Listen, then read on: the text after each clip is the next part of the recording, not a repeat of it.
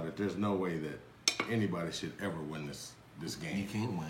I know. I mean, it should Unless you cheat. It should be a tie. Oh, wait a minute. Look at this thing here. I mean, you know, the average Super Bowl ticket here every time is like, you know what the average. The O's. Do you guys see? They never listen to me. These are my brothers. Oh. This is Dennis. This is Daryl. I mean, they never listen. Terry's here. We're back. Where'd you get in town? I'm talking. They don't even hear me. All right. I was telling you guys that I'm looking online here and it says, you know, Super Bowl 53 is in Atlanta this year, February the 3rd, right? Right. And it says the average Super Bowl ticket last year in Minneapolis was between $950 and $3,000. Oh, that pretty much takes me out of the game in current market. Takes me out of the game. Yeah, but you guys used to go. Now, as a matter of fact, we were just looking at that your Super Bowl tickets from way back when. Yes. Now, the first Super Bowl I covered was what, 1980? 80. The That's when I covered the Raiders. That makes you ancient. Raiders and the Eagles. When I worked for the San Francisco Examiner, I've covered 30 Super Bowls, 30 of the 50 Super Bowls. They have 52 Super Bowls now, but I love this T-shirt. And the face value of that ticket was $60 because the next year, the one that I went to. Is that it right there? No, I don't have that original one. I have a copy of it. But the next year, it was still $60. Who was playing that Face Super value. Bowl? This one was the Raiders. Actually, it was a few years later. This was the Raiders and the Redskins. I remember that. That was in 83. In Tampa. After the 83 season, right. Mm-hmm. But you also went to the one after the 81 season, right? With the 49ers and Cincinnati, the Bengals? yes. I was still in college. Let's skip over that one. They lost my luggage. Who lost your luggage? The airline, first things first, me and a college friend were going over to the Super Bowl, which is in Detroit. We're living in Milwaukee. So the last minute, Terry got his ticket. So all we have to do is get from Milwaukee to Detroit. We get to the airport, and they say our flight is canceled because there's a whiteout. And, you know, nobody can land in Detroit. We're telling you they should never have a Detroit, right. I mean, a Super Bowl in a cold weather site, right? Right. So we've already checked our luggage. So we're like, well, what about our luggage? How can our luggage go to Detroit, but we can't go to Detroit? And they said, well, you know, the closest we can get you is Grand Rapids. Well, that's closer than Milwaukee, so we fly to Grand Rapids. Snow this high everywhere. So now we have to get from Grand Rapids to Detroit. So it's me and my friend Reggie, and there's 4 other people. One of them, Jim Irwin, who does the play-by-play for the Packers and the University of Wisconsin. And he did Brewers, too. Right. Who was playing Wisconsin, was playing Michigan State that night, so he had to get to Lansing. Okay? So we all pitched in, rented a car. Guy knew a back way, which I went to sleep in the back seat. You guys went with Jim Irwin? Yeah. There were 6 of us in the car. We rented a car. That's pretty cool. We take the back roads, we get from Grand Rapids to Lansing. So now we have to get from Lansing to Detroit, so we wound up renting a car. It was ice everywhere. First things first, we get to the Detroit airport. Luggage is stacked up higher than the ceiling. We're there, our luggage ain't there. We'll give you a call or we'll send it. So we get to the Hyatt Regency in Terry's room. It's 39 below zero wind chill factor. We don't have our luggage, and now from that point until the next day, we made 3 trips to the Detroit airport to get our luggage, and our luggage is missing. Can't find it. Luckily, at that time, me and Terry wore the same size, and he had an extra pair of jeans. Oh, yeah. Right. But on game day, you know, so we're wearing the same clothes that we traveled in. We're staying in the Hyatt Regency, the media center of the Super Bowl, and people are asking us, hey, where's the bathroom? We're like, I'm here just like you are. I can't put on my clean, nice clothes and everything. So we get to the game. It was a mess. The parking, long story short, we had to park on the freeway, run across a field, go up a hill, climb a fence, get on the walkway, and go into the Silverdome. That's what everybody did because traffic was like this. So, and people don't understand this about Super Bowls. It's not smooth and easy. Right, it wasn't. I mean, especially when you don't have your luggage. From the point where we were, from the point where we were to get to the parking lot, it was going to be minimum 1 hour because we still hadn't made it to the end. So people just parked and ran across the field. So we're doing that, and people with fur coats, women with open-toed shoes. So we're standing in line helping people get up on the fence. I step in a patch of ice. I slip, and I go sliding down this hill that we climbed up. Must have bumped my head, and I'm dazed. People are stepping over me. Oh, my God. Game's about to start. And I said, man. Detroit, what do you expect? So I'm like, man, it's cold. I have ripped my blue jeans from my zipper all the way around to my belt buckle. A little too much information. But you know what not Freezing like this, you can't do anything. And the lady in the fur coat had a. It was a mess. We wound up watching the rest of the game from the hotel. We got the hell out of there. Long story short. that's not good. But like Daryl, now your first Super Bowl was what year? Was when the Raiders played the Redskins. Okay, now That was in Tampa. Yeah, and that was the one. How much was the ticket for that one? $60. $60. Right. That was the one where Marcus Allen had that great run. Yeah. And it was me and Dennis and our aunt Loree went. I remember that. And she had those streamers, Oakland Raiders streamers in the back of her baseball cap. Yeah. And that Loree was what, 65, 70 at that time? Yeah. You said overrated. What's this again? The Raiders. She had those streamers. Streamer pom-poms. You know, the pom-poms. She had some streamers in her baseball cap. I cannot imagine Aunt Loree looking like that. Well, if you can imagine this, there was about 75,000 people in the The stands. Redskins fans had us outnumbered 13-1. 13-1. And we were Raider fans. Yeah. So me and Dennis are sitting up there and we're telling a few jokes and making some people double think their choice of going with the Redskins. That's a good way to put it. That was funny. Right. Because we have to watch our language. They have to That's weigh a it. good way to put that. Yeah. Imagine what we were saying. Yeah. But anyway, long story short, the Raiders wore 'em out. And we were betting with people in the stands. I'll bet you $5 they don't get a first down. They don't get a first down. Long story short, me and Dennis made a lot of money off Redskin fans in the stands. Yeah. Wow. But that's not my best On the story. play that Marcus Allen ran, was that a 4th down play or 3rd down play or something like that? It was just a great play. We had a $40 bet going with the people in front of us who were Redskins fans that they wouldn't make the first down on that play. So Marcus Allen runs this way. It looked like he was going to get tackled. And they started pointing at us. And then he ran back around this way and then ran for a touchdown. We blistered everybody. And I'll tell you this.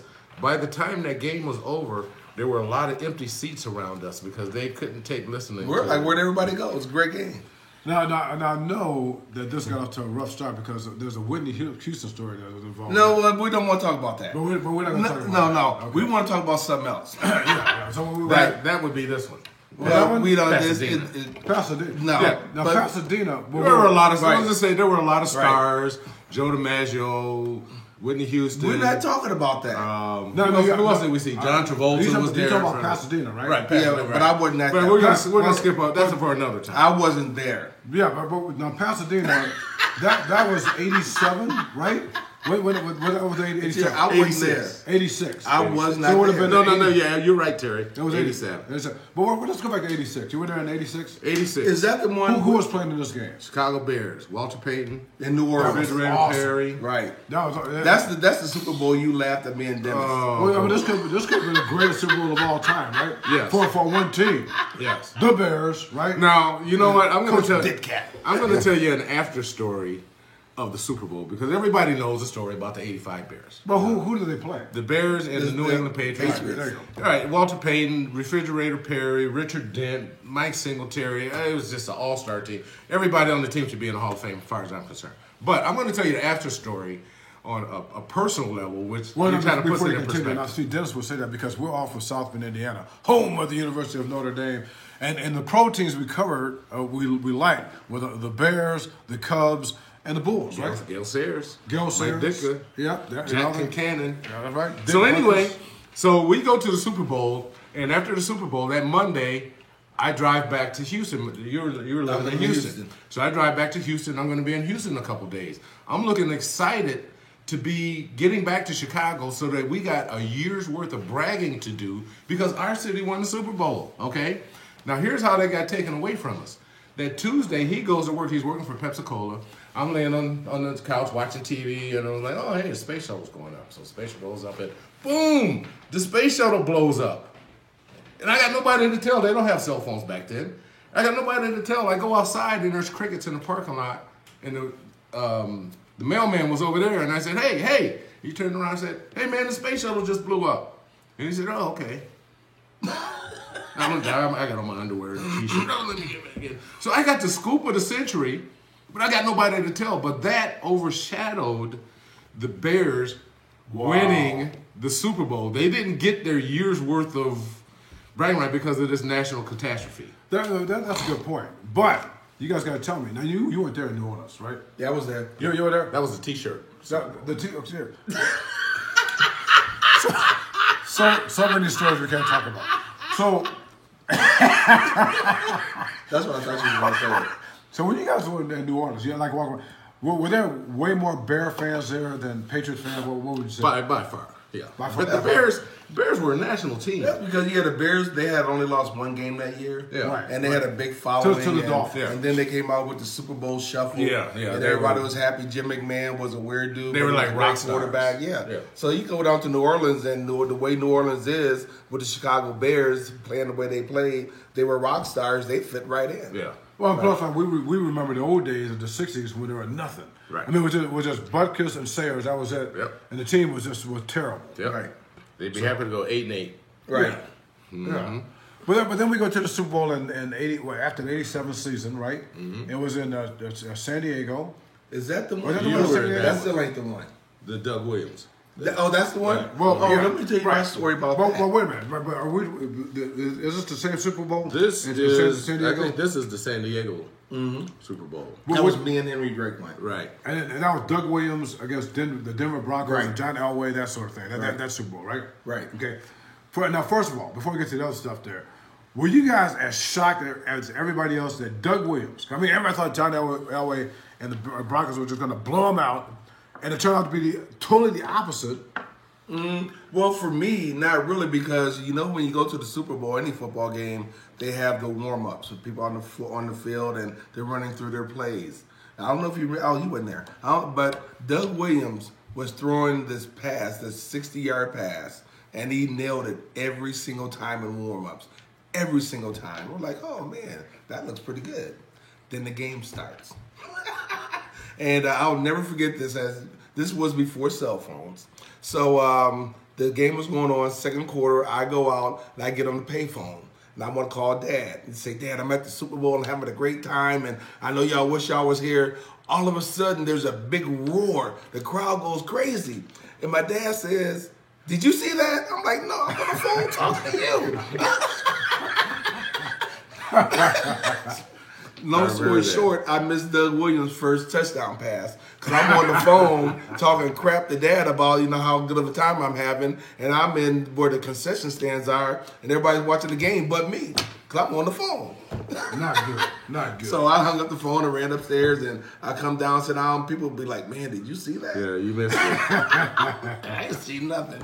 But yeah, that was a great game. So I knew that Washington was going to do well just from the pregame warm-ups and how he was just nailing every single pass. Well, and I remember after that game, was it after the game or before the game, we went to Disneyland, right? Yep. Was that the Super Bowl? I didn't go. I was there. Oh, yeah. We went to Disneyland, right? And we saw the Michael Jackson thing. And, Yep. And what else have we seen? We saw Mickey Mouse and Donald Duck. Small World. It was a small world. All this stuff. Small world. Yeah, it was just a great time. It was so packed there. And it was probably the most perfect day for a Super Bowl. Yeah, it really was. Right. Now, how much was that ticket? Probably. I don't have this one is 85. This one, even in 85, this one had gone up to. It was not more. That was than 60. No, the 85 Bears and 86 that went up to $75. I remember having a problem with that, but I mean, that's a long way from $950. Pasadena was $75, which, okay. We're in California. $75 to go see the Super Bowl, okay. But $900, well, actually, $950. Actually, the last one I think that we went to was the first one they had in Atlanta. Yeah. Okay. That was 1998. Well, what about the one we went to in Miami?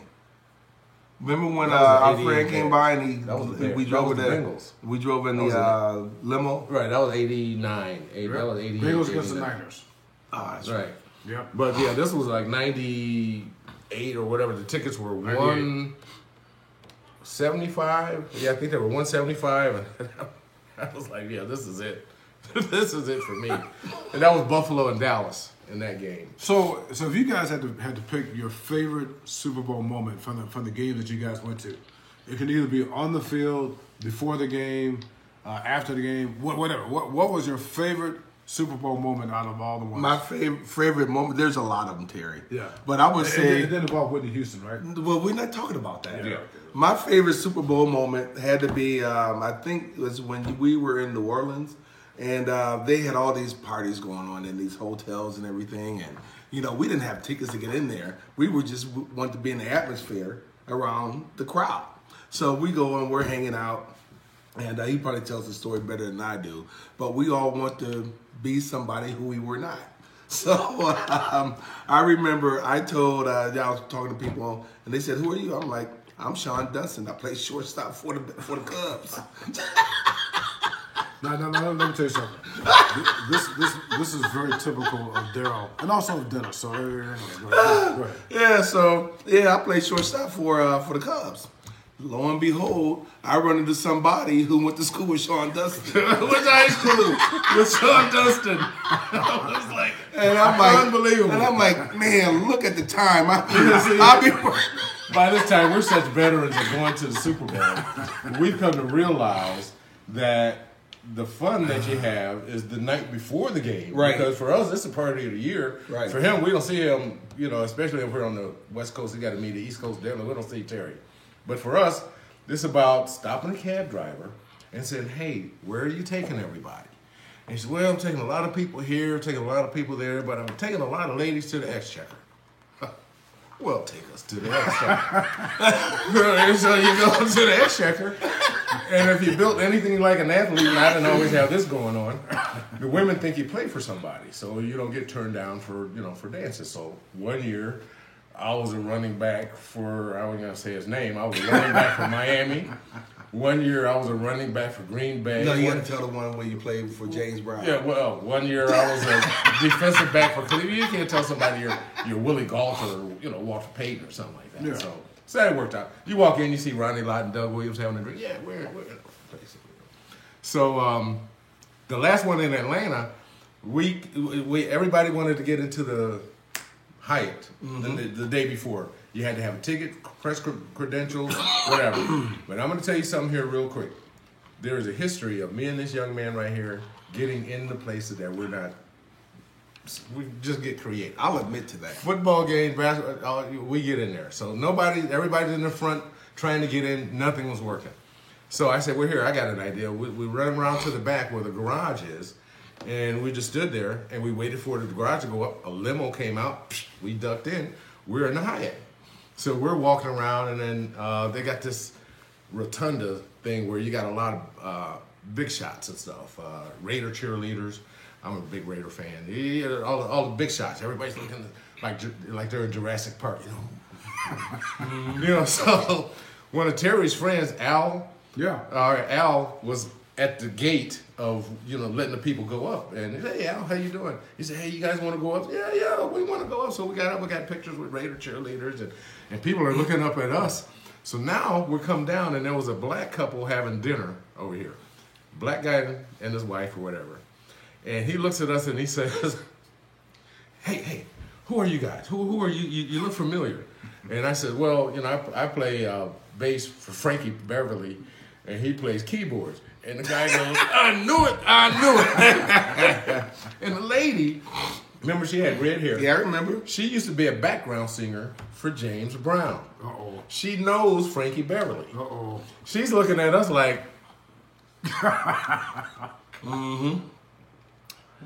So, and the guy's going on, he's like, "How's the little fella?" And I started to chime in. I'm just going with it. So now the lady is starting to ask us questions that we're supposed to know. Now, it just so happened that the week before, Mays was in Chicago, and they have Toni Braxton opening up. But Toni Braxton was sick.